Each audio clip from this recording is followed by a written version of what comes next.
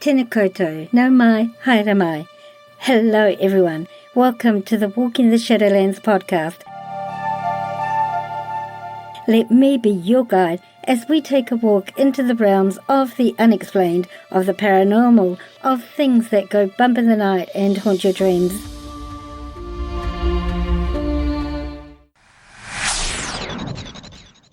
Your hosts? I'm Marianne. Thanks so much for joining me today, tonight, whatever time it is, wherever you're living in this beautiful world of ours. Sit back, relax. Let me be your guide as we walk into the Shadowlands together and see what awaits us there.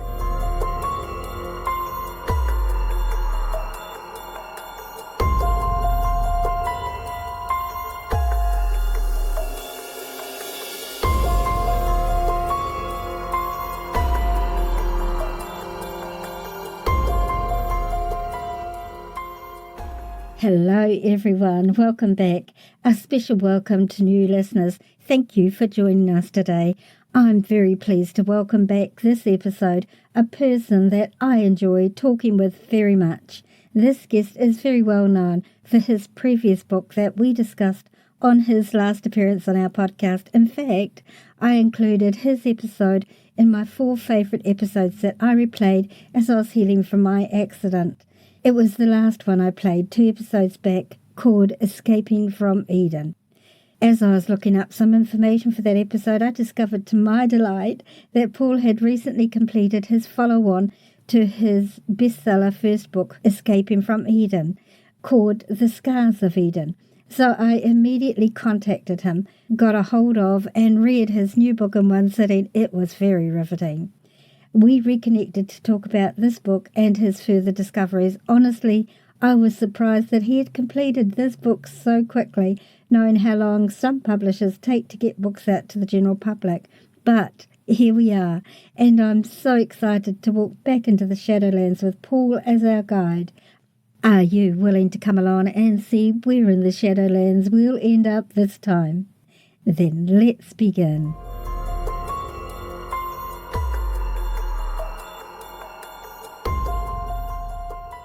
Born in Buckinghamshire, England, my guest Paul Anthony Wallis enjoyed periods of life in Bath, Nottingham, Portsmouth and London. As a youth, he commuted for a 10-year period between the UK and Canada, later settling in Australia.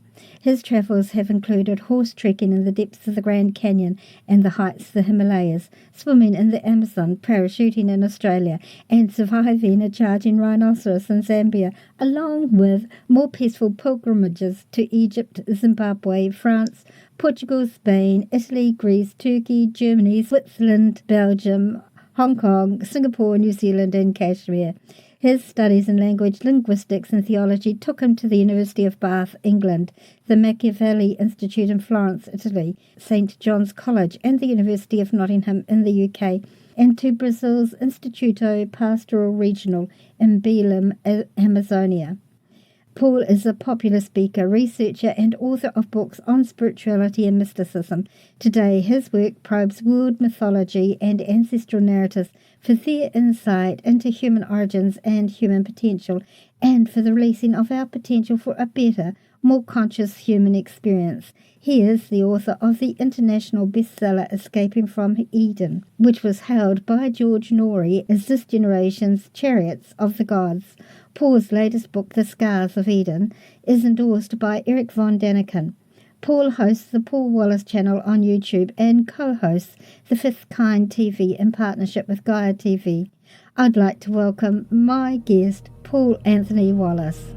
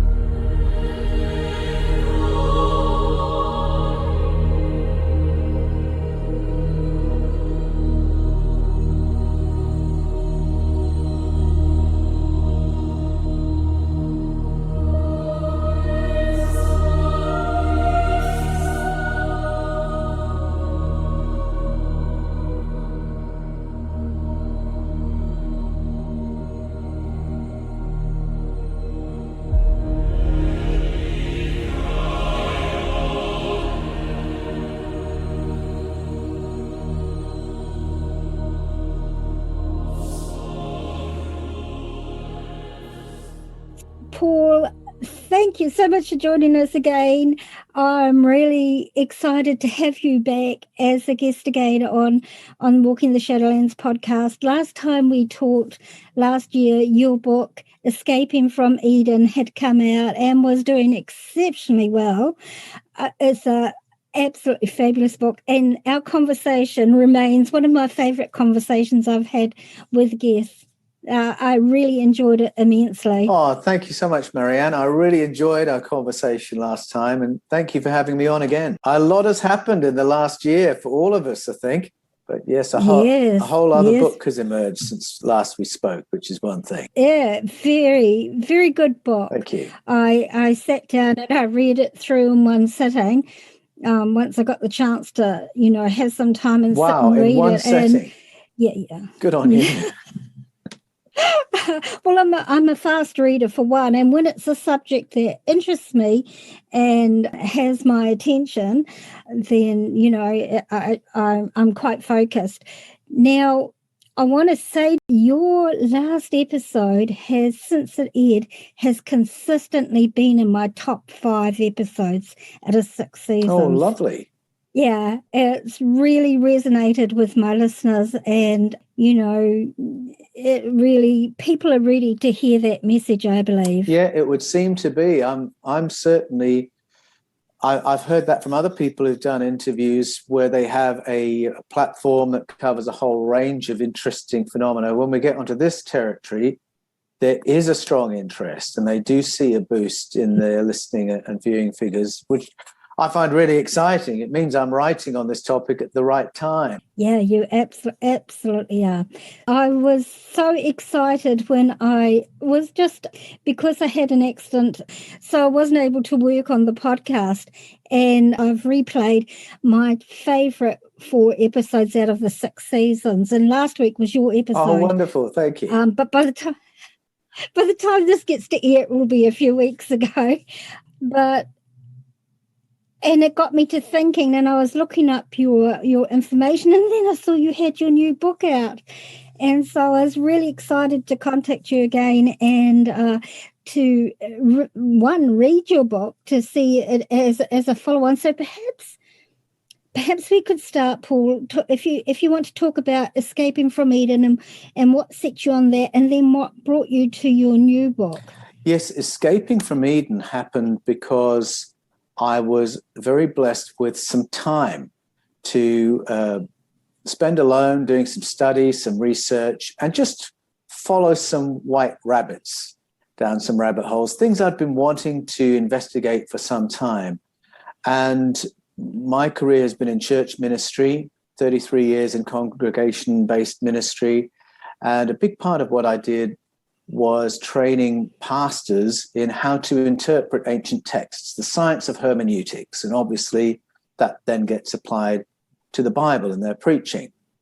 And in my reading of the Bible and preaching from the Bible and training others to teach from it, I had over the years noted down a number of anomalies in the stories that we tell ourselves from those texts, things that didn't quite make sense, things that don't work as a moral story or as a history. You think, what was going on there? And for the most part, preachers are just as busy as everybody else, and they don't have the time to go back when they've promised themselves, I must go and look at that more deeply. Well, I was very blessed with what I called in my book an ultimate Frisbee injury. I really did have an ultimate Frisbee injury, but I use it as a metaphor, really, for the times when the universe has offered me the opportunity for some time out, time in retreat, time for study. And I went back to these texts and found that the anomalies really boiled down to some very key fundamental translation questions. Now, my first love as a student was languages and linguistics. And I studied French, German, Latin, Portuguese, Italian, Greek. I think it was just those. But because I had a passion for language. And so when I came to reading the Bible and asking questions about the texts, my first question is always, what do the words mean? And as I drill down into some of these questions, I found that there are key words. Elohim is one, And it's the old word, the original word that gets translated as God in the ancient texts. And I found actually it's a plural word. And you take it by the root meaning, it means the powerful ones. And suddenly that explained why the verb forms it takes are plural verbs a lot of the time, why the behaviors it exhibits are plural behaviors, why it seems to have plural agendas, where Elohim conflict against each other. These are the stories that begin to surface when you retranslate. So I asked myself, what would happen to these old familiar stories if I retell them with Elohim in the plural all the way through? At the moment, the word gets translated, I would say, rather arbitrarily. In some texts, it's translated as God. In others, where the Elohim are on the wrong side, it'll be demon or demons, false god, false gods, even chieftain or landlords, or sometimes angels. So I thought, get back to the roots of it. Retell those stories as the stories of the powerful ones and see what happens. And I found that what happens is those stories do a dramatic flip. The moral questions resolve, and suddenly you realize you were staring at the Sumerian stories, retold in summary form in the Bible. And the Sumerian stories on which they're based are not stories about God, they're stories about sky people, people who came to Earth from another planet, colonized our planet, and governed over our distant ancestors. And that was the red pill that set me on the journey that led to escaping from Eden. And obviously, I then have to think, well, this reframes a lot of things. What are the implications of this?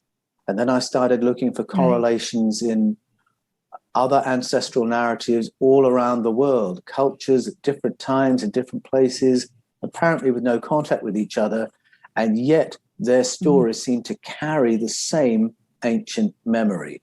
And that's the territory that Escaping from Eden explores.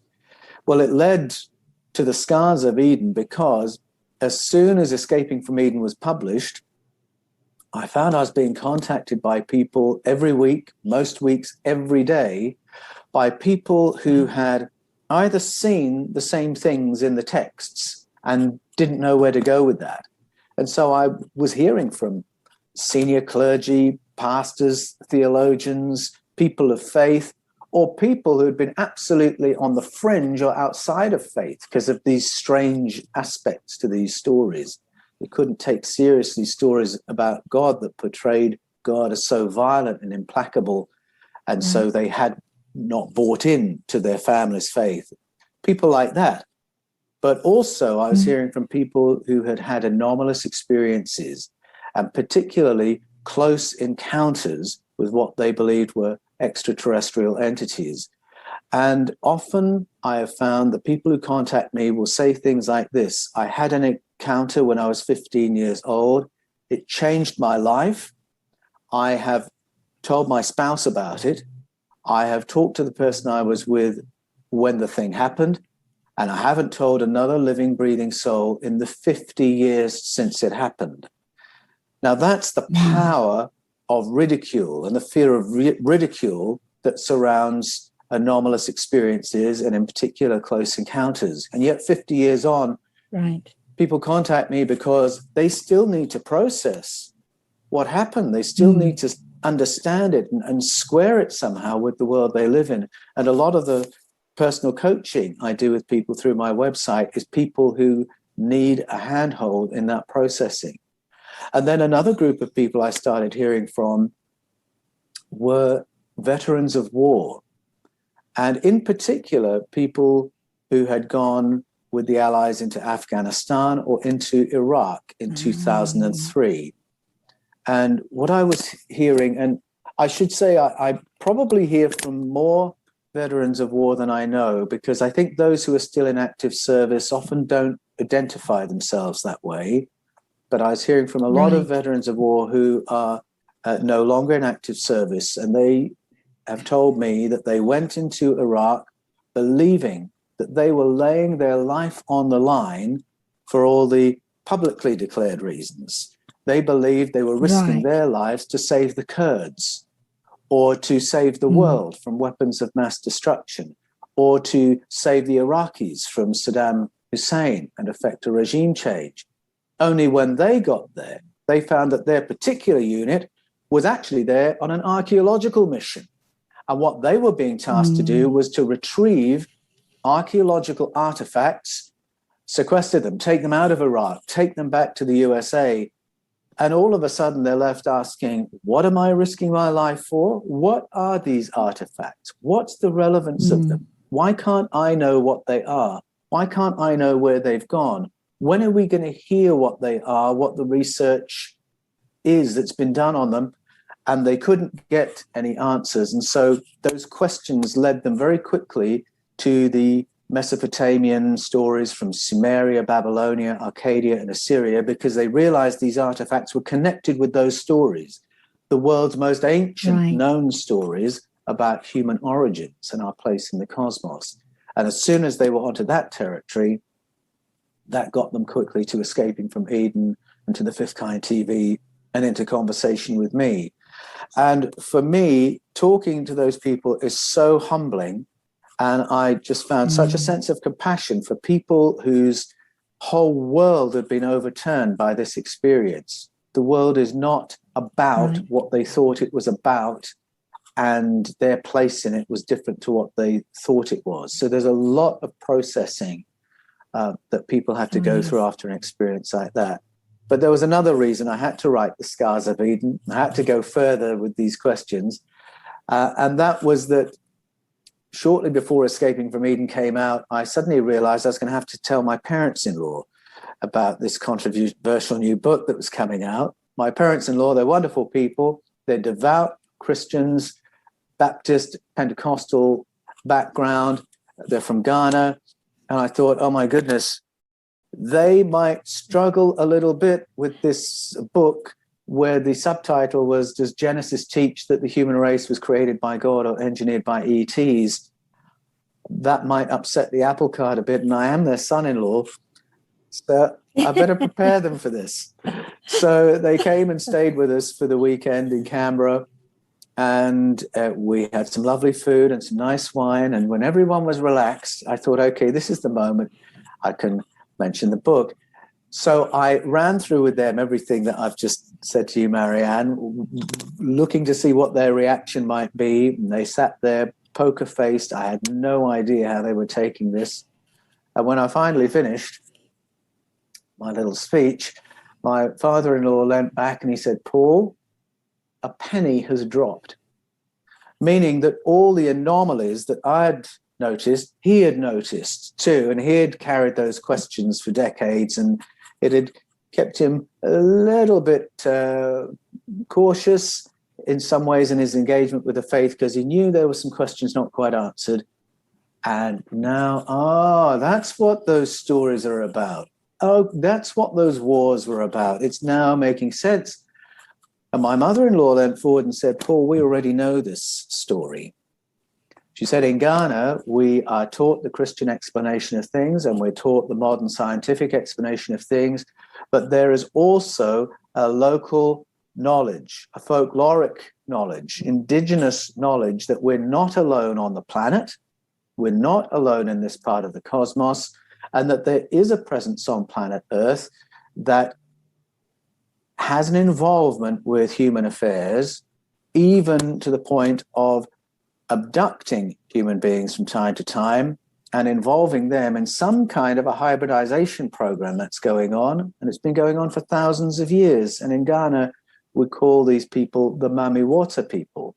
In fact, we have a family very closely connected with ours who have experienced a Mamiwata abduction.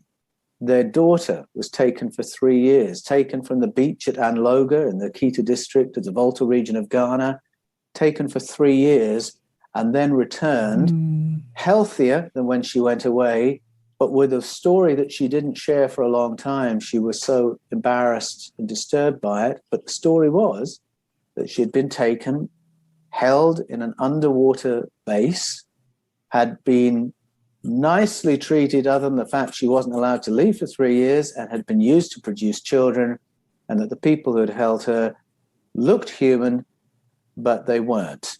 They were the Mamiwata people. Well, when her parents heard that, it was not what they expected to hear at all. They were expecting a story of a failed elopement or slave trafficking or something like that. They were so shocked to hear it from their own daughter. And yet it was not an unfamiliar story. It's one that Ghanaians have told for thousands of years. Well, my jaw dropped when I heard this. I didn't know anything about this. I have Ghanaian heritage. I didn't know any of this indigenous knowledge.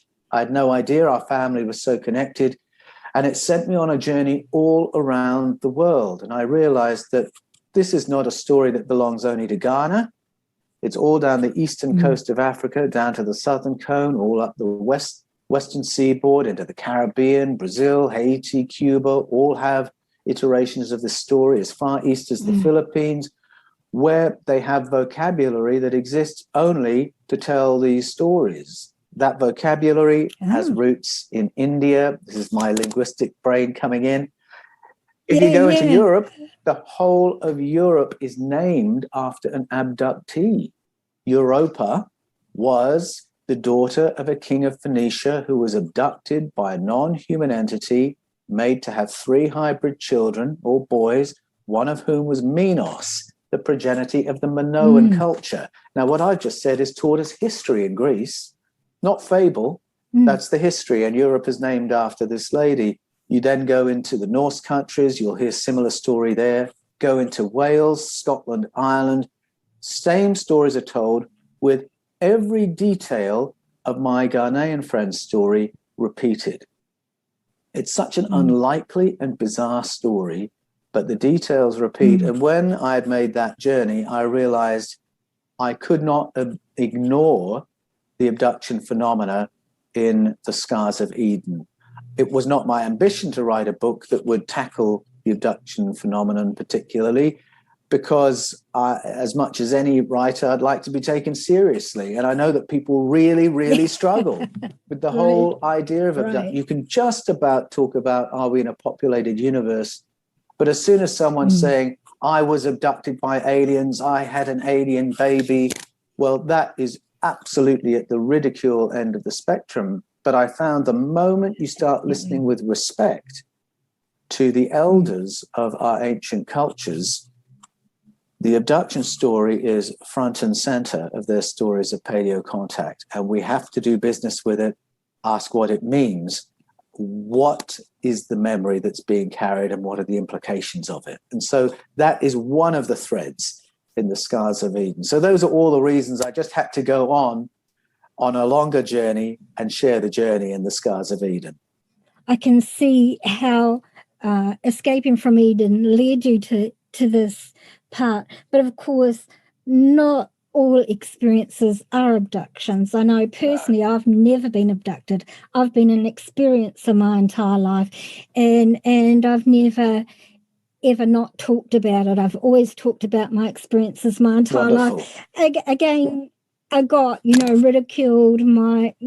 People said, oh, she's just crazy. Even my family members, but my family have always had experiences. They haven't had the personal experiences that I've had, but they've seen UFO, they've seen crafts close up. They just haven't had a face-to-face interaction that I have had. Very often I've found, as I've had these conversations, there is far more of a family connection of experiences than people often realize. Just as an illustration, I was talking the other day to a friend of mine who's in ministry, and I'm very grateful for this friend because he's been like an accountability partner for me for about 18 years.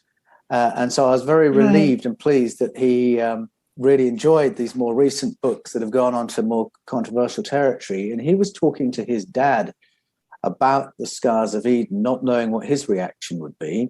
His dad had just said, oh, what's Paul up to these days?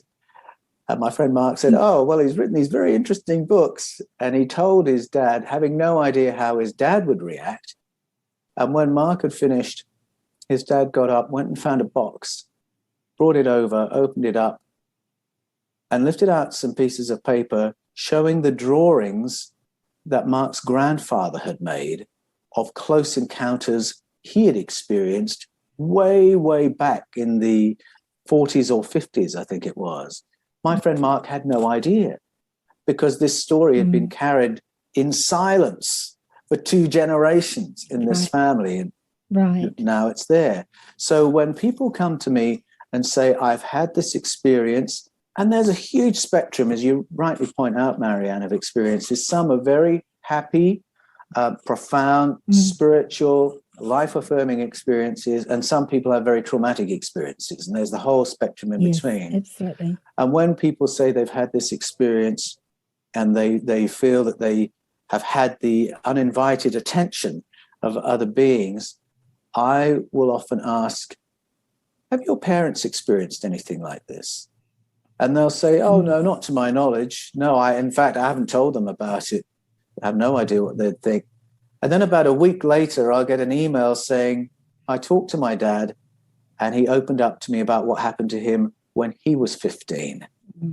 And the dad hasn't told the son because he wants to protect the son from his bizarre experience. The son hasn't told the father because he doesn't want to disturb the father or their relationship. Finally, one of them summons the courage to share their experience, and they realize this goes through the family. I was talking to a pastor from the UK the other day who had noticed a boy in her Sunday school who has an unusual level of intelligence for his age, very sensitive, very aware, very intelligent, thoughtful, seemingly older than his years. And she thought, I must talk to his mum. So she went to see the mum, and she wanted to find a tactful way of saying, was there anything unusual about your third son here, your pregnancy with him, or something like that? Because she was beginning to suspect there was another layer to this story. She's had a lot of parishioners who've had close encounters, and that was what she was wondering. When she got to the house, she had that conversation with the mother, and the mother said, well, it's funny you should say that, because I've had 4 kids. I know what conception is. I know what pregnancy is. I know what birth is. And yes, with the third one, something very different happened. And she'd had a profound experience, a paranormal encounter on the night of his conception, which she had not told anybody other than, I think, her mother. But now she was telling her parish priest. Before my friend, the parish priest, got to that conversation, the moment she walked in the door of that house, the grandmother was present. And the grandmother, instead of saying, oh, good evening, vicar, or a greeting like that, just immediately blurted out, I've seen fairies. And all of a sudden, my friend realized we've got 3 generations with different experiences, a different language, but they are all related. And the language of fairies is the language that was used by the Celtic peoples from hundreds of years ago to describe not Tinkerbell or some imaginary figure like that, but to describe paranormal encounters with beings who were similar to us but smaller and who are involved in abductions and hybridization. The original fairy stories that were studied centuries ago were not cute stories for kids. They were very disturbing stories about another presence on planet Earth. And so I tell that story to point out that there's different language in different generations, and often a family connection, different vocab around the world. But you start putting the stories alongside each other and you realize that we're being told the same thing. Yeah, really interesting, isn't it? And the Fae connection, like I've always known that Fae are interdimensional, but they do, even in New Zealand traditional Maori mythology, the Fae or the Patuparehe are known to abduct women. They're not so kind to men. Men they often killed, but women they would take and they would return unharmed sometime later. So, yeah, it's throughout the whole world. It's very, very interesting. Now, look, I've got a whole page of notes here that I took when I read your book. And what I'd like to also talk about your experience. Now, when we spoke last time, my gut said to me, oh, you've had experiences, and whether you recall them or not, I know that you're going to at some stage. Yes. That's exactly right. And you had that right. And I found that as I began getting into conversation with experiencers who were contacting me, very often they'd want to sound me out very carefully before sharing their story, because they weren't just, looking for any old ear to pour their story into. They wanted to know I could be trusted with a story they had guarded so carefully for decades. And the sounding out questions would often be, Paul, have you had a close encounter? And so early on, my answer would have been, no, I haven't, but I have many friends who have. But as I listened to more and more stories, I started thinking, hold on, just a minute. I did experience something funny when I was 20 that I've never got my head around. And as I began joining the dots, I realized that when I was 20, 5 very bizarre, anomalous things happened that year. Experiences where I could remember part of what happened and then couldn't remember what happened next, where I didn't know how it had happened, what that meant, what it was I was seeing or not seeing, or what had caused this glitch in my memory, this experience of lost time. And as I began reflecting on those, I realized that when I had these experiences at 20 years old, I interpreted them through my worldview of that moment. And as a young, enthusiastic Christian, my worldview included boxes for God, the devil, angels, demons, human, animal, vegetable, mineral, and energy, and nothing else. Right. And so these odd experiences, I had to put in one of those boxes. So I had one experience that was very disturbing and frightening. And I thought, well, the only box I can put that in is demonic. So I'll put it there. But I knew it didn't quite fit there. The experience was too material to be that. It didn't quite make sense theologically. And yet I let that lie for all that time. And then another experience where I encountered some people and had a profound sense that they were not human. And I couldn't explain why I had that feeling. And that had sat with me. And I thought, well, they had a really lovely energy they threw off. So I put them in the box that says angel, except they had a toddler with them. Do angels have babies? That doesn't quite, so that didn't sit quite right either. And I had a few other experiences too. Now, having done the research I've done for Escaping from Eden and the Scars of Eden and listened to heaps of other people's experiences, I realized there are a whole load of other boxes you could tick, all other kinds of entity. We're in a very interesting universe with interdimensional realities, with energy-based entities, with extraterrestrial entities. And I'd gone back to my experiences and thought, they belong in that box. That was a close encounter, that first one. That was another close encounter. And then to start wondering, okay, I'm now labeling differently the experiences I can remember, but what did happen next? What was the thing I can't remember? And that's the journey I'm on in the Scars of Eden. And it sort of ends on a cliffhanger of beginning to uncover what that story might be. But it's helped me to understand why this topic of paleo contact has always been important to me.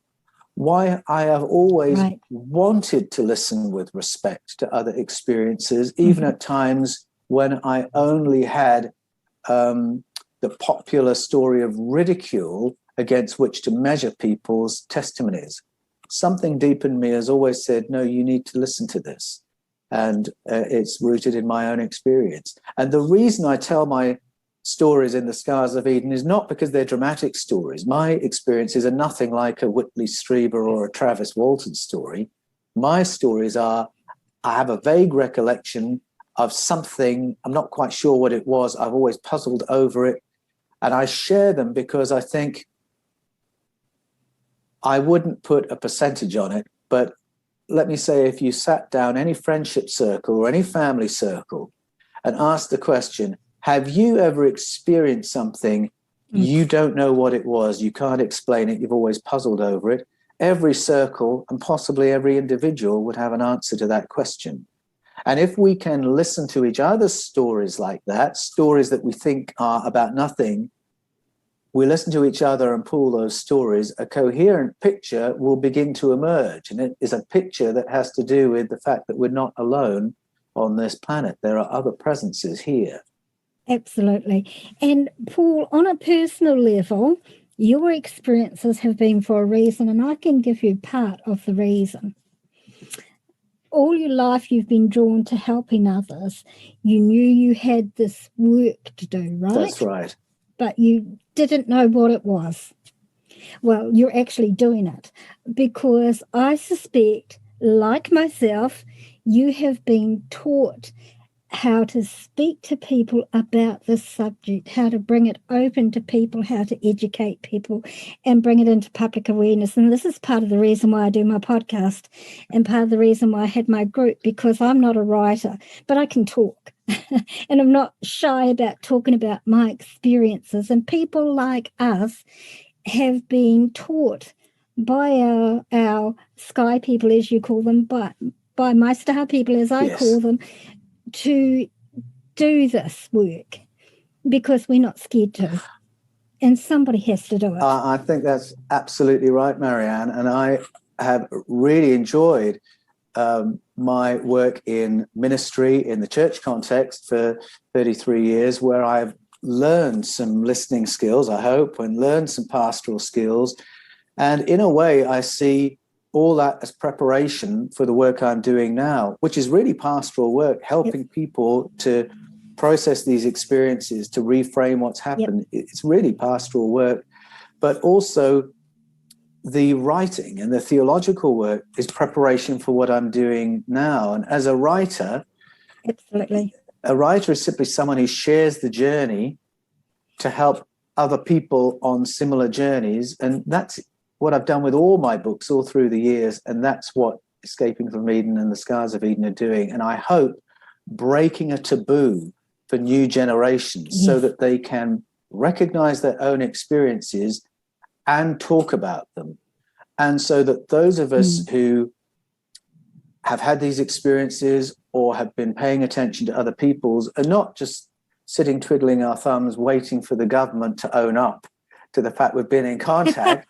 If we can get conversations with respect going among ourselves, then that is a grassroots wave of disclosure and declassification that help us understand where we're living, but almost, I would think more importantly than that, remember who we are, what our potential is, and the kinds of life that we can live when we switch on a little bit more to who we are and allow ourselves to live a bit more conscious and a bit more intelligently on this planet together.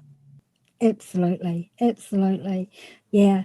Awesome, isn't it? It's awesome. I can absolutely see, looking at your history, how you've been prepped and prepared the whole way. You've had the studies in ancient literature, you've had the world studies, you've got your linguistics. So everything that you've done in your life has prepped you for this journey that you're currently on. And it's quite exciting, actually, isn't it? It is. It's an amazing journey.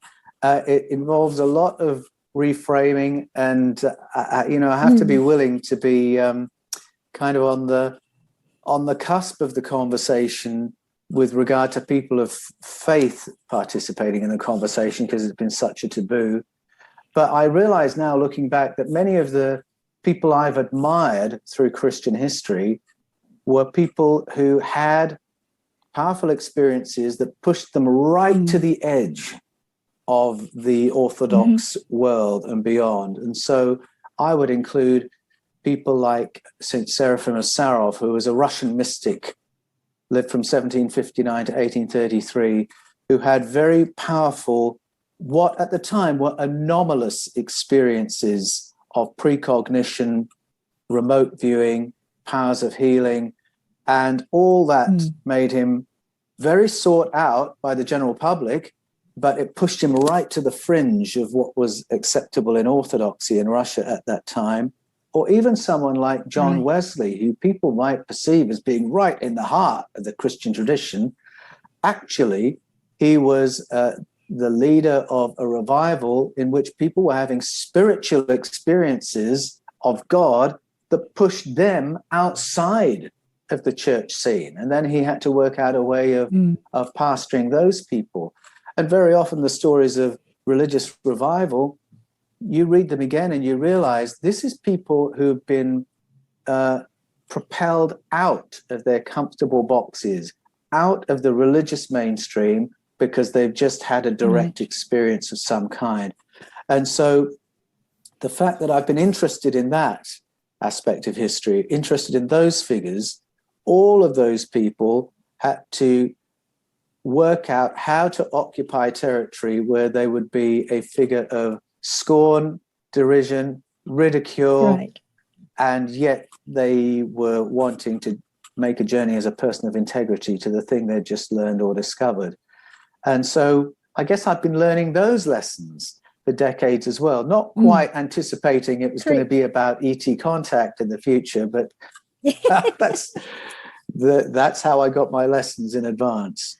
Yeah, and it's quite interesting how it prepares us. For me, like I always talked about my star people encounters and, people, not always to my benefit, mostly to my detriment, but it didn't stop me because I'm all about living my truth and walking my talk. And I've always been absolutely open. And I have said, and that's one of the reasons I started this podcast, was to at least get people questioning. And I think that is the great thing that both your books, Escaping from Eden and Scars of Eden, do, is they cause people to question. And questioning is good because it opens doors and it leads to people finding their own path. And finding, waking, I call it waking. It does. And, initially, challenging people with questions, people have to sort of psych themselves up to engage with the questions. And I have some friends who are just refusing to read my books because they don't want the questions. But once you said, all right, I'm gonna go there, and you come away with questions, it ignites such an appetite. And you realize you're in a whole new season of your life now, you're on a journey of learning, and it's a rejuvenating experience to begin wrestling with a whole new set of questions. And I want to go back to what you said about labeling, how you had to give things labels. One of the things my star people have constantly said to me over my entire lifetime, and they find it so endlessly amusing, is how humans have this need to label and categorize. Yes, we need boxes. We have to have labels for everything, boxes for everything, And they find this endlessly amusing. It's just a facet of humanity that really intrigues them. That is so true. And perhaps for me, it's a mid-step to say we need far more boxes. But beyond that, for instance, is one of the things people say to me when they are sort of wrestling with the material I'm offering them. If they've come from a faith background, they will start using the language of angels, which is fine. And there are experiences we and our ancestors have that we have labeled that way. But I often find I have to point out that the word angel doesn't tell you anything about the genus of that being, doesn't tell you what kind of being you're looking at, doesn't tell you anything about their biology. The word angel simply tells you that that entity is on a mission, or that entity has a message. And something called an angel in this text over here could be a totally different kind of entity to something called an angel over here. And another example would be, there's a fascinating verse in 1 John 4 in the New Testament, which is curious because it's about channeling. And Christians don't expect to find a pro-channeling text in the New Testament. And yet here's this verse where the writer, John, is talking about Christians doing channeling and saying, don't believe every spirit, or don't believe everything that every spirit says to you. weigh it up, test it. And if some spirit comes along and tells you just to trash everything you believe about Jesus, well, don't pay any attention to that one, because there are bad spirits out there as well as good spirits. So that's what he says. So right away, he's affirming the fact that Christians are going to be hearing from entities that are not physical entities, and there'll be some who are trying to help them and others who might be trying to confuse them. So what's interesting about that is, who are they? It doesn't say. Yes. Spirit, what does that mean? It doesn't say. It's just left very vague. And so is he talking about other kinds of being? Is he talking about other physical beings that communicate telepathically? Is he talking about energy-based beings, interdimensional beings? Is he talking about ancestors? Could be any or all of those. And it doesn't seem to matter to him, because he doesn't tie that down. He just says, be discerning about what you hear from spirits. And that is an amazing permission-giving text, in my view. Yes, be discerning, but expect that you're going to get help from a spiritual team, and you won't necessarily know who they are, but you've got help around you. And that goes alongside another text that has always fascinated me from the book of Hebrews in the New Testament, that says, since we are surrounded by such a great cloud of witnesses, and the writer is talking about people who lived on earth before us, and he says, since we're surrounded, he doesn't say preceded. He says we're surrounded by them, and they're very interested in us and our lives and how we are running the race marked out for us. Now, these two things together tell me that we've got company. And the company isn't all negative or scary like ghosts or aliens as we picture them from Mars attacks or invasion of the body snatchers. Part of this soup in which we're living is beneficial.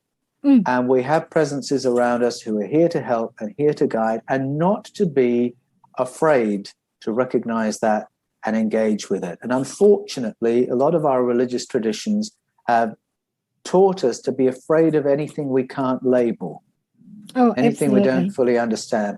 And we've got to live more boldly and confidently than that. Absolutely. And not only religions, also the movie propaganda that's been put out, mostly the alien stuff, apart from Star Trek series, is very negatively based, because it's deliberate to incite fear in people. Again, it's that fear button, isn't it? Definitely.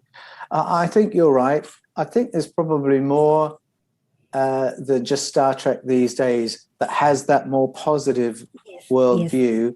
And I'm very intrigued by canons like the Star Trek canon or the Marvel Universe canon, because I've learned that ancient ancestral knowledge often finds its way into those movie scripts. Absolutely. Some ancient knowledge has been protected, and therefore it's become esoteric traditions.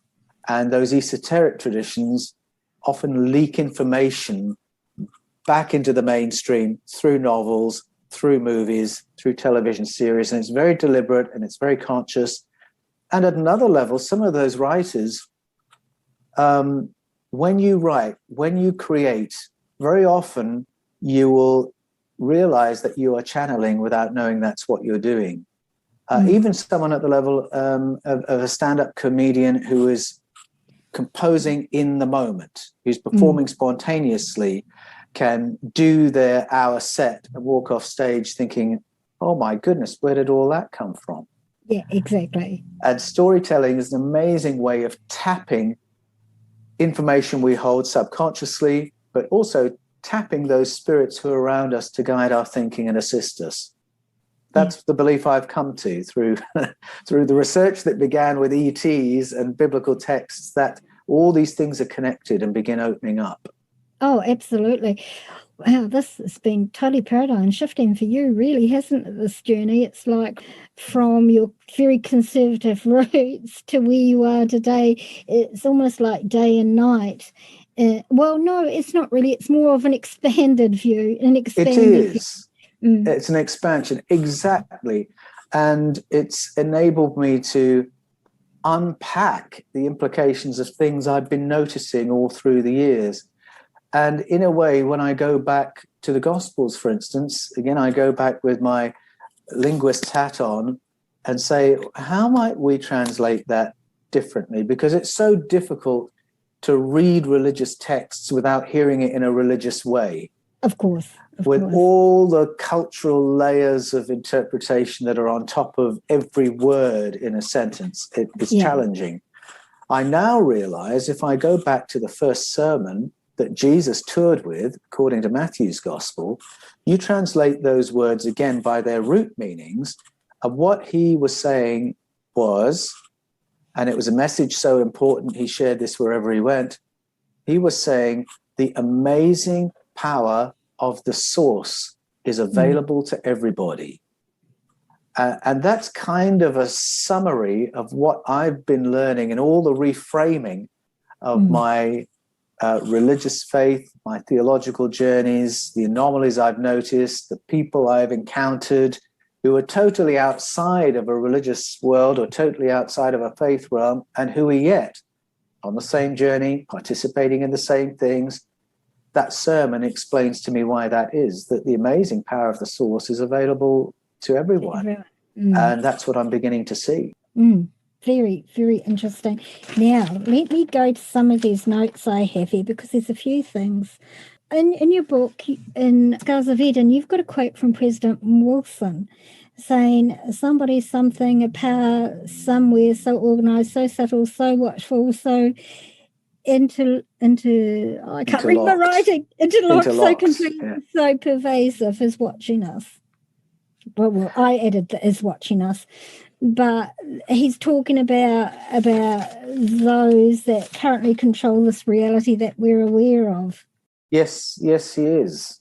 And some people call that, there are a lot of names that people use for that, but they're only looking at figureheads, not the actual beings behind it. You know, like the names they might have, like Illuminati.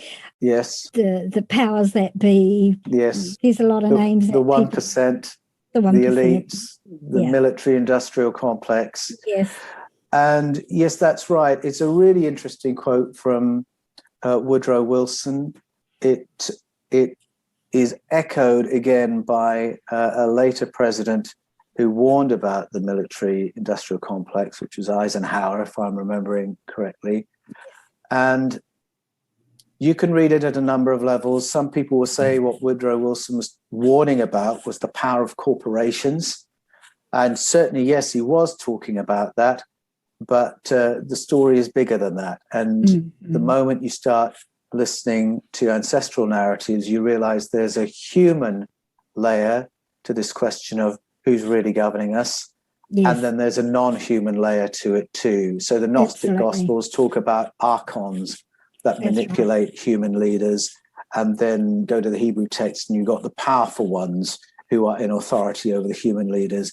And it's interesting that many of our ancient stories talk about a time when we were governed by non-humans, and then talk about a time when there was a handover to human viceroys, regents, governments. Many of them have this handover moment. It's there in the Bible. King Saul is the first human leader for the people of God. Gilgamesh is the crossover king in the Sumerian stories. And there's just that little question mark of, well, so where did the non-human authorities go? Did they just go home, but they're still at the top of the economic tree? Or are they still present but covert? Now, just before Christmas, Haim Eshed, the former chief of space security for Israel, the brigadier general who held that position for 27 years, came out with a statement saying that on the basis of his career, everything he knows from that work, his understanding is that there is an intergalactic federation involved in Project Earth, in contact at a covert level with covert layers of government, but that's chosen not to self-disclose. Well, he has just said what we were talking about, that there's a human layer to our stories of governance and there's a non-human layer. And it's only when you factor that in that you can begin to understand the real nature of our history and where we're at. Correct. I was actually going to mention him, so I'm glad you brought him up. Yeah, very, very interesting. And actually, that's been my knowledge my entire life, what my star people have taught me. And also this year in March, Eric W. Davis, was it Eric W. Davis, in his comment the that physicist. he made about, is he a physicist, is he? Yes. Okay. He made the comment about off-wheeled vehicles being not made on this earth. Yes, that's right. Exactly. So he briefs the ATIP, the Pentagon's body that researches encounters and crash retrievals, and he was talking to the press about his briefings, and his phrase was off-world vehicles not made on this earth, which makes it pretty clear what we're talking about. Yeah. So really, the government's given disclosure, but they've done it they've been drip feeding, as I said last time, for about 2 or 3 years now, steadily drip feeding since they released the military videos initially. And then Christopher Mellon was, of course, the gentleman who leaked those. Yes, that's right. He was. And what's interesting is the authority of these figures who are making these disclosures. And this is what's new, I think, because a decade ago, people who were paying attention raised an eyebrow when the Russian Prime Minister, Dmitry Medvedev, on camera, talking to a journalist, said that each successive Prime Minister of Russia is provided with a folder detailing the species that we're already in contact with. And his statement was not debunked or disendorsed by President Putin. There was no statement made to distance themselves. And that was a bit of a shift. Now we're seeing in the West people in authority making statements. So Chris Mellon is the former Assistant Secretary of Defense for Presidents Clinton and George W. Bush. Alain Juillet is the former chief of intelligence for French intelligence, and he has authenticated that ATIP studies UFOs and crash retrievals. Paul Hellyer, of course, previous Minister of Defense, has been talking for a while about these things. Hayem Eshed, the former Chief of Space Security. So what's interesting is that's just 1 degree removed from being the person in authority making an official disclosure. Well, you can't get much closer than that, can you? And even with the briefings that are coming up later this year, the Senate intelligence briefings, again, there's that 1 degree removed. The government, wanting to look innocent, of course, is saying to the Pentagon, please brief us with what you know about these things. And so there will be a briefing, which I think probably there may be more volume. We might know about more encounters than just the tic-tac encounters and the pyramid-shaped craft, but it will amount to what's already been disclosed, I think, that we are in contact with ET technology. I doubt they're going to go the extra step and say, actually, we've been in conversation with them and collaboration for decades. Don't think they're going to say that. But I think they will re-authenticate what we already have been told, which is mind-blowing enough that we are engaging and are in possession of ET technology, because that is the big news. And to me, it's surprising that there hasn't been a more massive reaction to the information that's already out there. Yeah. And I don't know if it's because we're so distracted, or that the drip has actually worked and people are beginning to say, yeah, I think I'd worked out something was going on. Yeah. It's been actually, my star people told me back in the 80s that the governments in the world had been given notice that they had to release information about extraterrestrial life and extraterrestrial reality, or the choice would be taken out of their hand. And at that stage, they were given a time limit. Not that our guys work on time, because there is no time outside of this planet, but they were given a limit And if they didn't release it, then the choice was going to be taken out of their hands. And so since then, they started really slowly. It started really subtly. Then all of a sudden, the media started not treating these stories with derision and making a joke of them. And then things started being spared, and finally in the past 3 years you've got a constant. And then last year, when COVID was at its height, well, at the beginning of its height, that's when the Pentagon came out and said, well, these things are real. But nobody jumped up and said, "Oh my God, the government's just acknowledged that these are alien craft. Therefore, there must be aliens who made them." Yes. Nobody jumped up and said, "Oh my God," nobody.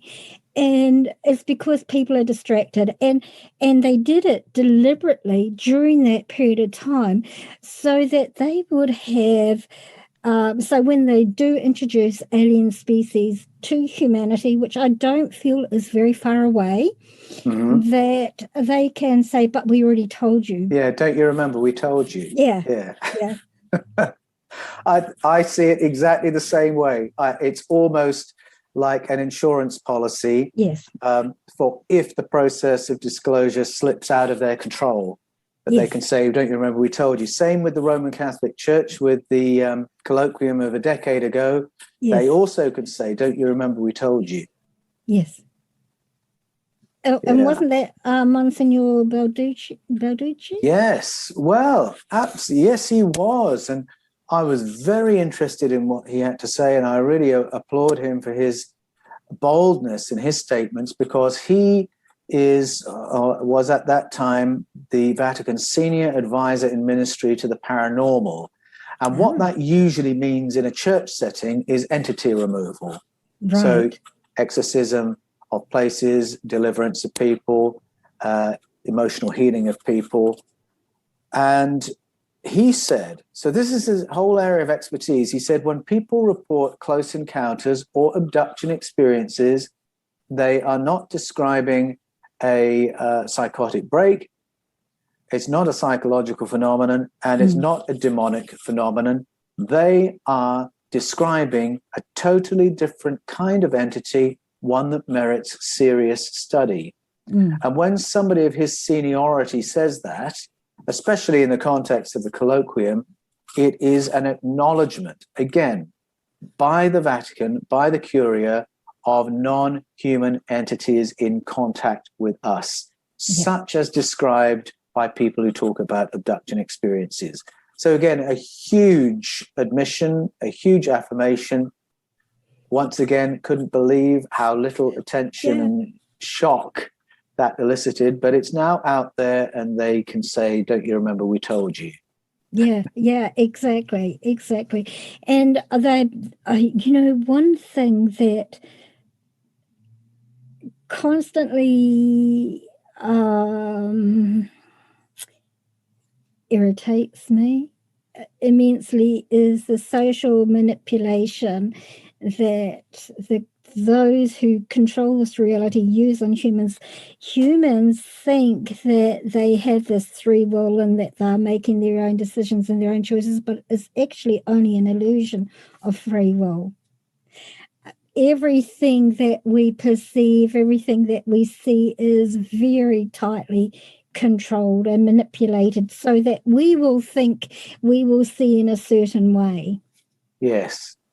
I think this is one of the things people really struggle with who had close encounters where they have, or other paranormal experiences, where they get a glimpse into that, where they see the codes behind the manifestations, or they realize that consciousness and time and space is not what they thought it was. And so they then come back into this thing we perceive as the four-dimensional world and have to ask, how do I live my life? How do I make my decisions? Now I've seen everything I've seen. And some really struggle to do that. Can you get an ordinary job, live an ordinary life in this world, go and do your shopping, do all the normal things when you have been so dislocated from the mainstream understanding of what it is we're all in. Some people really struggle with that and need help with that. And others are empowered by it, because I think the potential is you can come back from an experience like that and live your life with much greater courage. It's almost as if I thought this was a dream, what would I do now? I think you can come back with that kind of fire in your belly when you have one of these revelatory experiences. And I find it very interesting when I read Plato, who had one of these revelatory experiences. It's all told in the voice of Socrates in his writings, but I do think he's speaking for himself when it comes to this. He said that some of his beliefs, his conclusions, things he had concluded that he could not prove, he said he got those from what we would call a psychedelic experience, an altered state of consciousness, where he perceived other layers to this reality. And I think that's where he got his idea of the matrix from, the codes behind the material reality, these other entities who have an involvement in what's going on here. And his hope was that he could come back and inspire people to live in the light of that information. And what that meant for him was to live fearlessly. Right, absolutely. To live as if this is a dream, and with the kind of courage that would give you. And again, I go back to the lives and teachings of people like Buddha or Jesus or John the Baptist or Lao Tzu.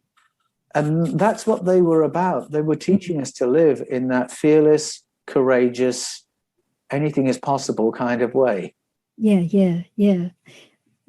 And part of the reason I'm going back to the manipulation that I get angry is because I see the social manipulation that is being used on people today. Like in the COVID situation, you hear the media constantly repeating these words, unprecedented times. I know. Yes, I know. It's horrible. And the thing that upsets me more than the fact that our journalists have been so intimidated by our governments that they will not engage with the questions we should all be asking, not just irritated by media who just, it's like everyone is saying this, it's like we're living in 1984. Right. It's just become the Ministry of Information. I get more frustrated and angry when I see my peers drinking it all in and repeating it all.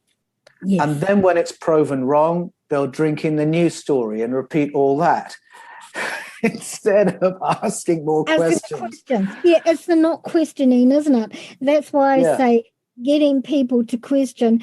And I call my podcast Walking the Shadowlands because of what we were talking about just a few minutes ago, that knowing what reality is and not having to live in this reality is like walking in the Shadowlands. 1 foot in the Shadowlands, 1 foot in the reality. It's a great way of thinking about it. I absolutely agree. And my personality wiring is that I find it very easy to get exasperated. And so all the things we were just talking about, I find it very easy to get so frustrated, and we can come away feeling very, very disempowered when we see some of these manipulations going on. And that's why I love coming back to someone like Plato, who reached that point in his life where he felt completely hopeless that he could shift the political conversations of the day and get it onto territory where a healthier society might be built. And he just made a decision of thinking, well, what I've got to do is actually shift people's thinking, shift people's consciousness. And I was talking with Laura Lee Potman the other day on the Angel Rock, and I was saying we can feel very disempowered and we can just sit wringing our hands, wishing the manipulation wasn't going on, wishing for more transparent government, wishing for more democracy, and just seeing no way of achieving it. But if we can impact ourselves and one another, if we can live with greater emotional intelligence, if I can put it that way, that's a good one. Then we can't be led by a xenophobe. If we can be more emotionally intelligent as a culture, we won't be led by a demagogue. It's just not going to work. If we can be more emotionally intelligent, we're not easy to manipulate. And I think that can sound really complicated. How do we be more emotionally intelligent? And I think the first thing, and the thing we're most regularly taught by our spiritual ancestors, is to switch the fear button off. Just don't buy into that. Yes, you're hearing things that are terrifying. If you go around terrified, you are ripe for the picking. Just don't do it. Don't let yourself get pulled down into that morass of despair, exasperation, depression, fear. If you can learn to step out of that a bit, look after yourself, be conscious about what emotional state you're in, make some decisions about the energy you're going to move in today before you step out the front door, all of a sudden you're in a spot where you can't be pushed and pulled in the same way. And if enough of us do that, then our culture can't be pushed and pulled in the same way. Correct.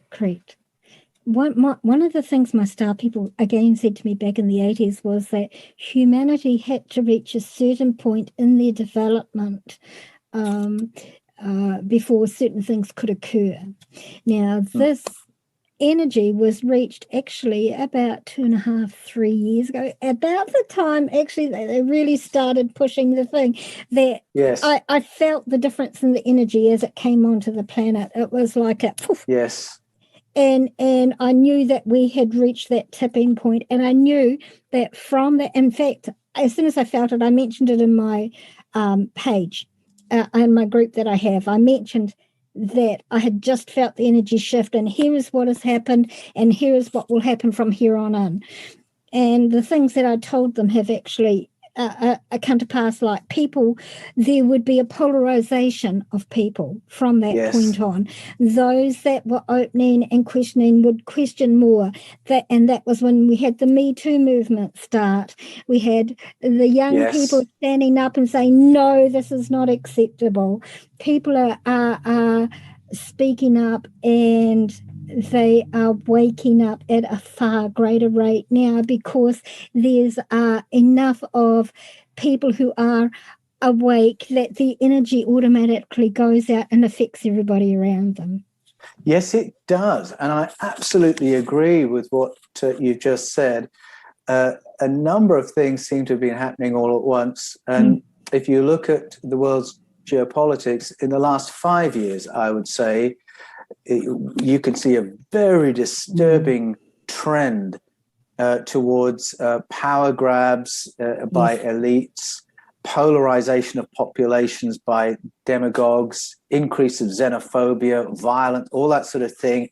And we began speaking 5 years ago saying it feels like we're going into the 1930s before the Second World War. It's got that mood, that atmosphere to it. But then by the time 2017, 2018 were coming along, I suddenly found I was on a journey of rapid learning. My wife was on a parallel journey of rapid learning, totally different track. I started by drilling down into Genesis. My wife started by listening to near-death experiences. And we found our journeys converged, and we found ourselves on the same territory. And as we began comparing notes with friends, anxiously thinking, who can I mention this thought to that it won't absolutely freak out? And to our amazement, to use the language you just used, we found people all around us were waking up and were saying, I am questioning this thing I've always believed. I'm questioning this authority that I've always trusted. And I'm beginning to look into this and this and this.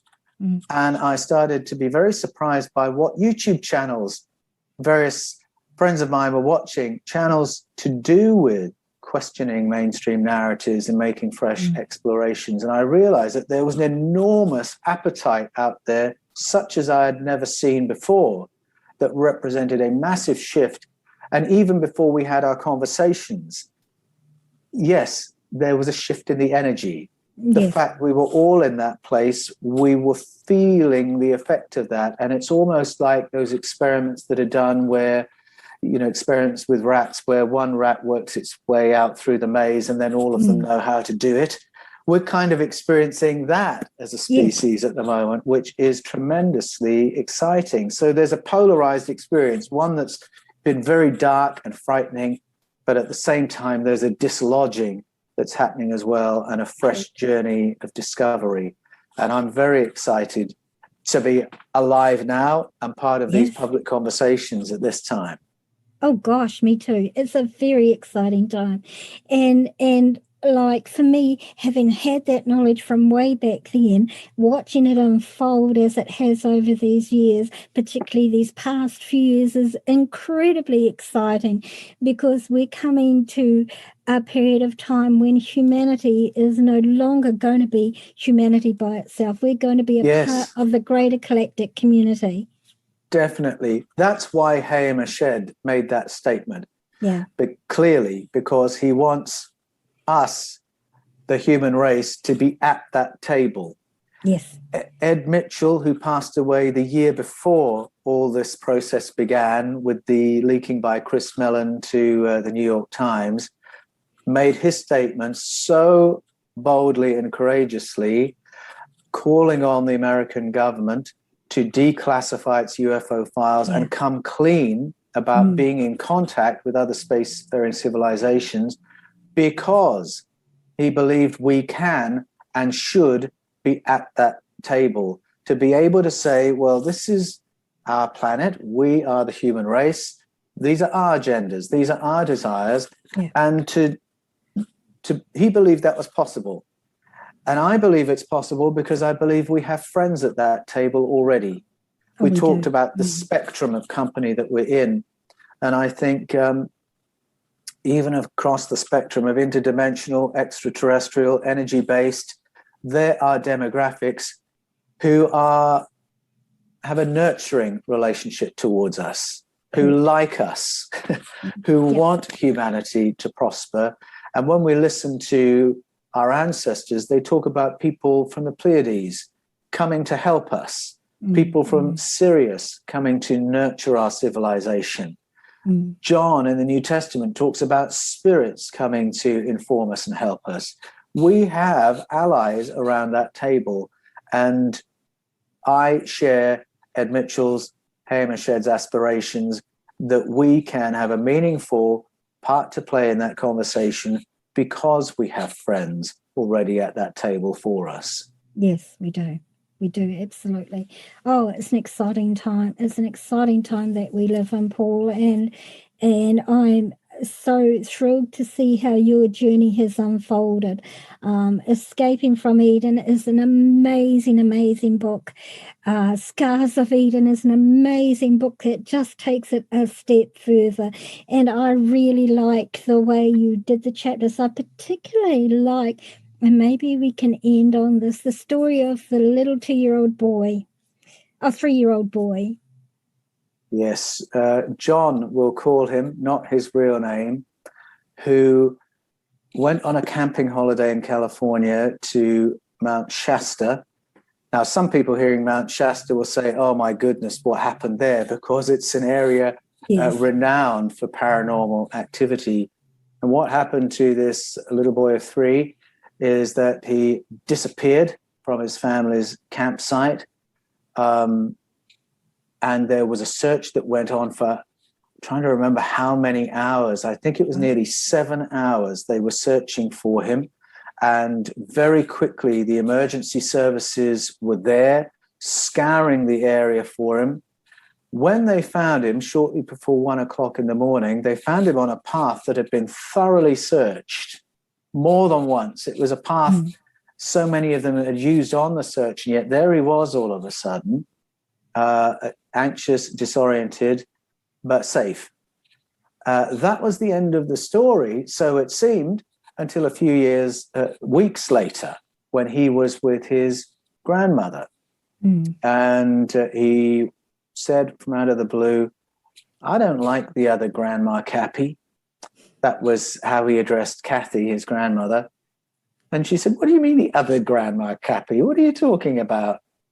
And then he explained what happened to him when he went missing those weeks before, that he had been led away by someone he thought was Grandma Kathy, and it led him into what he perceived as a cave with what he perceived as robotic-like creatures in it, and all sorts of detritus. He saw discarded guns, discarded handbags, and things like that in this cave. And then he began to realize this person wasn't his grandma at all. And there was something, he started seeing light and sparks coming off her, and he thought, is this a robot? And then this grandma, Kathy, asked him to do something unusual. Lie down, I need to examine you. So she examined his tummy, and then she said, I want you to defecate on that sticky paper. And he said, but I couldn't go. And then this entity got angry with him and said, you know, you're not from here. You know that when your mum was pregnant with you, it's because you're a star child. You're actually part ET. And he reported this in 3-year-old language to his grandmother. And she's absolutely horrified by what he's saying. And at first thinks this just must be some 3-year-old imaginary story he's cobbled together from stuff he's watched on the TV. And her initial reaction is to phone up her son-in-law, I think it was, and say, what on earth have you been letting John watch on the television? And they said, oh, no, it's not that. And yes, he told us that story as well. We just thought, what a fertile imagination. And at the end of that conversation, she was very restless and unsatisfied with that explanation, because what would he have watched that would have him defecate on a piece of sticky paper? That's not in anything he'd have seen on the TV. And then she began to remember, a bit like me with the Scars of Eden, remembering my own experience and making the connection. She does the same. She realized she had been camping there and had woken up outside of her tent, outside of her sleeping bag, lying face down in the dirt, feeling very unwell, with a puncture wound in her neck. And when the people she was camping with gathered round her and checked to see if she was all right, they realized somebody else who had slept indoors was feeling very unwell. They had a puncture wound in their neck. And as they compared notes, they said, actually, this whole experience has been odd because we've camped here so many times. Where's all the wildlife? And they hadn't heard birds. They hadn't seen butterflies. They'd seen no creatures wandering through the forest, and it had freaked them out a little bit. And then in the night, they'd been a little comforted by the fact they could see eyes staring at them from the forest. And they thought, oh, good, well, at least there are some deer here. And now she's thinking, perhaps those weren't deer. And perhaps the experience I had, and it took her months to recover from whatever happened, wasn't a spider bite with only one fang after all. And maybe it's connected with this missing time in John's story, in this anomalous story. Well, John's explanation given to him by this odd entity, whatever it was, about his mother's pregnancy and the fact that he was part ET is part of a far wider pattern of stories that goes back thousands of years. You listen to the story of the Pasi Buddha, who's regarded as the 22nd incarnation of Buddha before Siddhartha Gautama Buddha. Listen to the story of Lao Tzu's mother, or the mother of Jesus, or the mother of John the Baptist, or in Hebrew history, the mother of Isaac. They are all stories of anomalous conceptions, anomalous pregnancies. And they are stories about children who are different because of it. I've now learned there are mothers all around the world right now, and I mentioned one earlier, who would tell similar stories given the opportunity, but they tend to be stories that are held very, very tightly, very closely. Right. But the phenomenon of this story, the phenomenon of this experience, we might call them star children, indigo children, is as old as human civilization, as wide as the planet. And what happens if we start listening to that story with respect? Again, it tells us we're in company, and the company is very involved in our story. It's so interesting. My understanding from my star people, I call them my team. The team that I work with are the ones that are benevolent, wanting to help humanity. And they told me that they have this universal law that they follow, that they cannot give outside interference with a developing nation. But like that Star Trek edict. Yes, that's right, the Prime Directive. The Prime Directive. So what they do instead is they have volunteer souls who agree to come to this reality and affect change from the inside out. And these are the star seeds, the indigo children, our first lot, my generation, came in the 50s. We were the first lot that came in at that time. We are very human. We are human. There's nothing not human about us. But we came knowing we had specific work to do. Yes. Now, what might surprise a lot of people is that what you have just said about souls coming into this material life with an assignment was part of mainstream Christian belief right at the beginning of Christianity. That this idea that we are conscious beings before we are material beings, and that we are here to learn something or to contribute something to a cosmic learning, that was taught by Plato. That was believed by people like Clement of Alexandria, Justin Martyr, Irenaeus, Origen, Marcion, and it was part of the mainstream conversation until orthodoxy began narrowing, and then sort of got militarized by its anchoring to the empire, and all these other ideas that had been pushed to the fringe were then officially off the topic and were taboo. But all that time ago, you would hear church fathers preaching sermons, writing books, talking about exactly this. And again, I think it's a frame of understanding that can allow us to live with greater courage. If we can understand this material life is an arena for us to learn something and do something and contribute to a wider learning, then I think we can go at it with real enthusiasm and courage, and without the same fear that we have when we think this is all there is and we hold on to everything so tightly for dear life. Great. Oh, wow. I wasn't aware that was in old teachings. That's very, very, very interesting. Oh, wow. So this is just absolutely exciting times we're living in, Paul. I cannot wait to see what is happening next, because I tend to feel that things are about to come to this year. Is going to be really interesting. It is. I said last year that it was going to be interesting, but it's going to be really interesting. And I'm excited to see what happens next. And where are you going to from here, Paul? What's your next step? Well, once again, I find when I started writing The Scars of Eden, there was almost a feeling that the book was writing itself, that things started happening that shaped up where I was going to go with The Scars of Eden. And it's the same with the book that's coming next. The paths that I've been set on by The Scars of Eden and the interaction with so many people around the world will have me addressing the question, what other knowledge was buried along with our ancestors' knowledge of ET contact?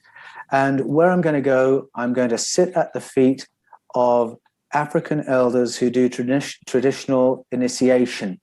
Because in some cultures in Africa, when a male goes through initiation as a young teenager, they are often told all the information that's in The Scars of Eden. And I want to know, what else are you told? So I'll be spending some time in that African context. I'll be spending some time in the Philippines where I have a really warm connection with people who've curated the folklore there that relates to these things. What other knowledge have they curated?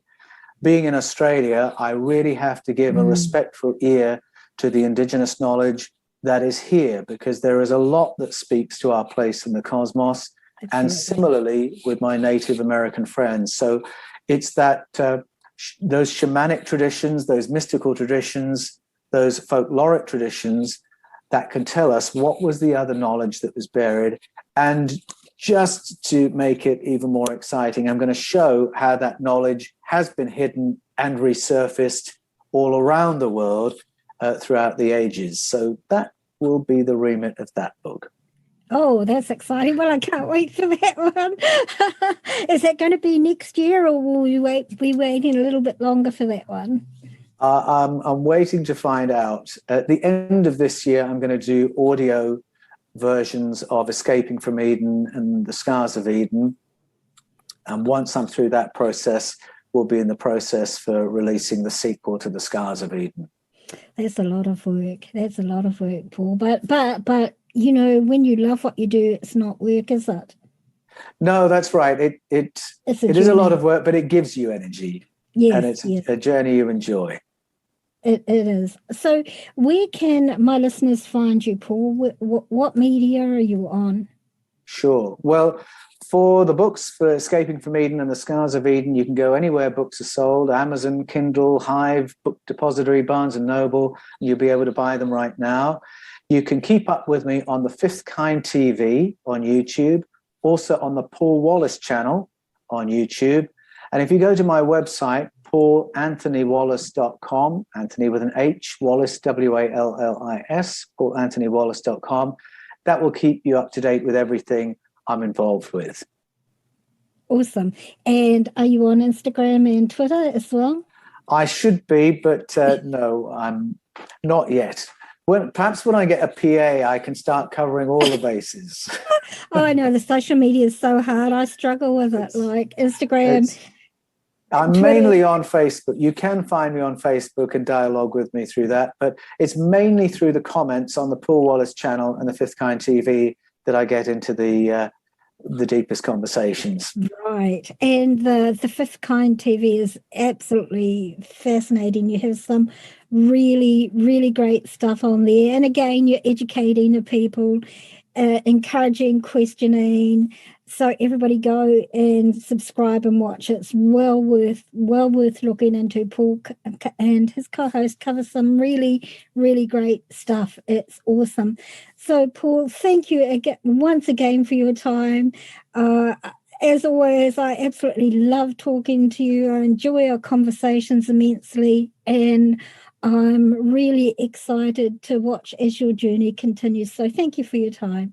Oh, thanks, Marianne. I love walking the Shadowlands with you, and I'll look forward to the next time. Awesome.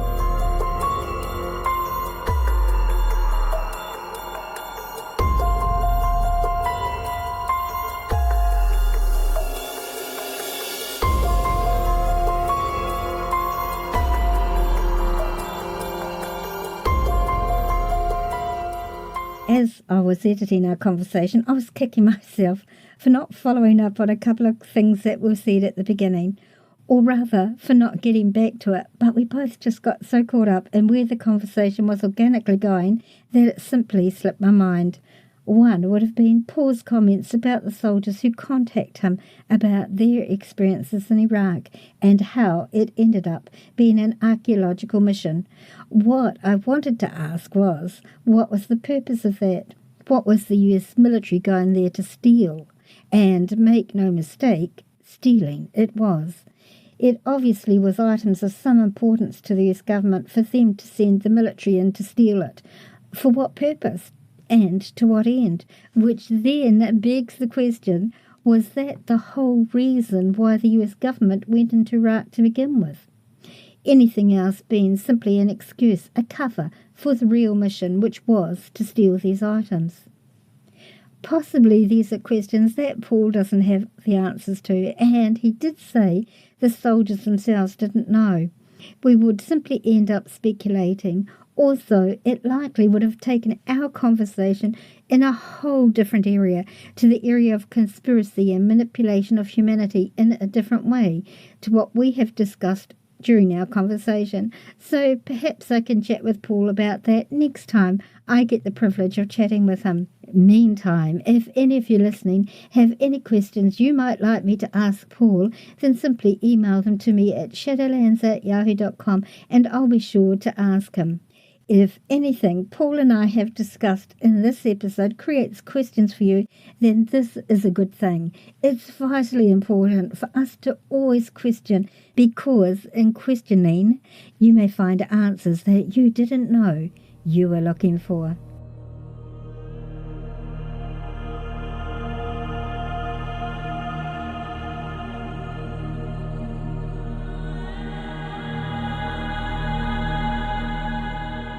Our bumper music this episode is called Lost Voice from Alan Gray. I want to thank the following people: Duncan, Michelle, Kylie, Vicky, Kelly, Helen and Mish. These wonderful people have been supporters of our podcast for some time now. They support me on Patreon, and their financial help makes a huge difference to the costs of producing this podcast. I'm so grateful to them all and appreciate them immensely. If you enjoy our podcast, then please consider becoming a patron. Just head over to patreon.com/MCC15 and sign up now. As a patron, you get early access to the podcast episodes and a special members-only page on the podcast website, www.walkingtheshadowlands.com, and you get my absolute appreciation and gratitude. Check out our Facebook page, Walking the Shadowlands, our Instagram feed of the same name, and our Twitter feed at Shadowlands10. TikTok under walking_the_Shadowlands. Like and follow for teasers of our upcoming episodes. If you enjoyed this episode, then please leave a positive rating and don't be shy to leave a written review on your chosen podcasting platform or on the podcast Facebook page, Walking the Shadowlands. And, of course, so you don't miss out on any episode, make sure you subscribe on your favourite podcasting platform. This podcast is available on all free podcasting platforms, including iHeartRadio and Pandora as well. Also, if you have Alexa, simply say these 4 words: open Walking the Shadowlands, and Alexa will play our latest episode for you. If you don't have a smartphone, then you can listen to the episodes from the podcast website, www.walkingtheshadowlands.com. For those hearing impaired, there's a full written transcript of each episode on the website, so you don't miss out at all. Tell your friends, tell your family, tell your workmates about our show. Encourage them to listen and to subscribe also. The more, the merrier.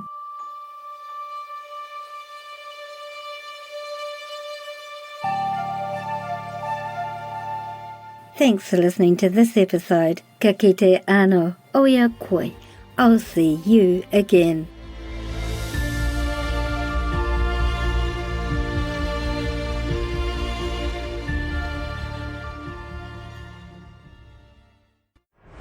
Thanks for listening.